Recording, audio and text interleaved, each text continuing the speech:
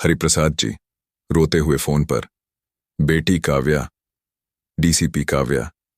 पापा, आप रो क्यों रहे हैं? क्या हुआ है वहां? आप ठीक तो हैं? हरिप्रसाद जी।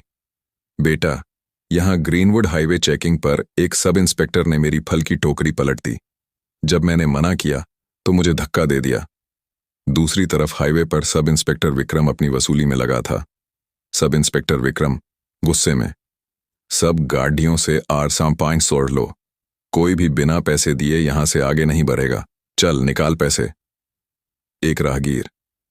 सर, इतना गुस्सा क्यों कर रहे हैं? यहां से निकलने का कोई टैक्स है क्या? Sub inspector Vikram. इस इलाके का टैक्स मैं हूं। पैसे निकाल, वरना गाड़ी यहीं जब्त कर लूंगा। विक्रम अपनी ताकत के नशे में चूर था। उसे क्या पता था कि जिस बुजुर्ग को उसने धक्का दिया है वह पूरे शहर की कानून व्यवस्था संभालने वाली डीसीपी काव्या के पिता हैं। वहां खाड़ी डीडीए एक दूसरे सिपाही ने फुसफुसाकर कहा, अरे सर, ये तो डीसीपी काव्या मैडम के पापा लग रहे हैं। अगर मैडम को पता चल गया तो आपकी खैर नहीं। लेकिन घमंडी विक्रम ने उसकी बात हंसकर टाल दी। काव्या का एक्शन प्लान। काव्या ने जब दोबारा अपने पापा को फोन लगाया तो फोन सब इंस्पेक्टर विक्रम ने उठा लिया। सब इंस्पेक्टर विक्रम, पहले आर्टर्स 500 निकाल, फिर अपनी बेटी से बात करना। डीसीपी काव्या कड़क आवाज में, मैं डीसीपी काव्या बोल रही हूं।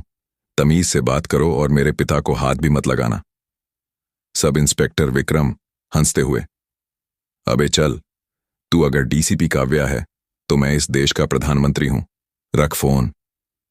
विक्रम ने फोन काट दिया और अपने साथियों से बोला, आजकल के मामूली लोग भी खुद को डीसीपी बताकर डराने चले आते हैं। काव्या को बहुत गुस्सा आया कि उस इंस्पेक्टर ने उसके पिता और वर्दी दोनों का अपमान किया था। उसके जूनियर्स ने कहा, मैडम, चलिए पूरी फोर्स लेकर चलते हैं और उसकी अक्ल ठिकाने लगाते हैं। काव्या, नहीं, अभी उसके पाप का घड़ा और भरने दो। अगर पुलिस की गाड़ियां देखकर वह डर गया तो अपनी असलियत छुपा लेगा। मैं अकेली सिविल ड्रेस, सादे कपड़ों में अपनी पर्सनल कार से जाऊंगी और उसे रंगे हाथों पकड़ दूंगी। हाईवे पर टकराव। काव्या सादे कपड़ों में ग्रीनवुड हाईवे पर पहुंची।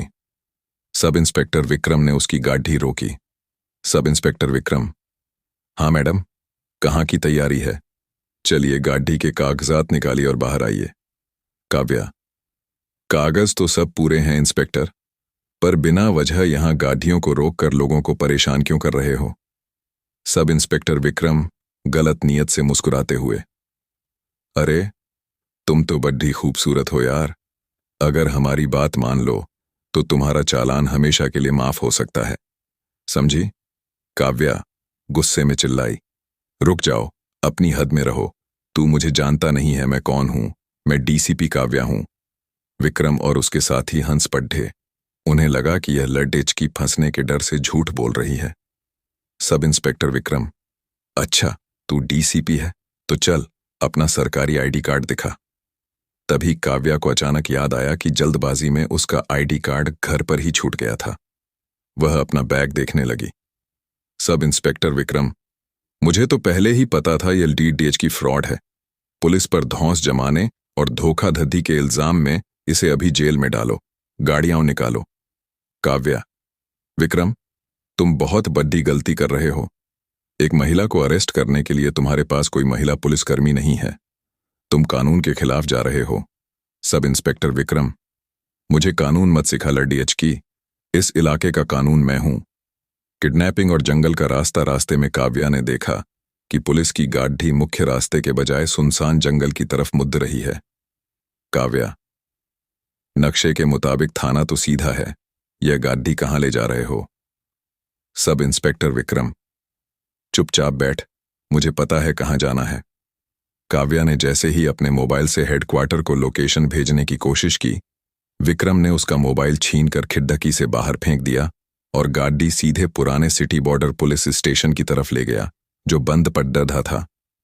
इधर एसीपी राठौर को काव्या का फोन स्विच ऑफ मिला। लास्ट लोकेशन जंगल के पास की आई। एसीपी राठौर, मैडम का फोन बंद है और आखिरी लोकेशन जंगल की है। वह पक्का किसी मुसीबत में है। पूरी फोर्स को अलर्ट करो और सर्च ऑपरेशन शुरू करो। जंगल के रास्ते पर पुलिस को काव्या का टूटा हुआ मोबाइल मिला। राठौर समझ गए कि डीसीपी मैडम को धोखे से बंधक बनाया गया है। लॉकअप का ड्रामा। पुराने सुनसान थाने के लॉकअप में काव्या बंद थी। Sub inspector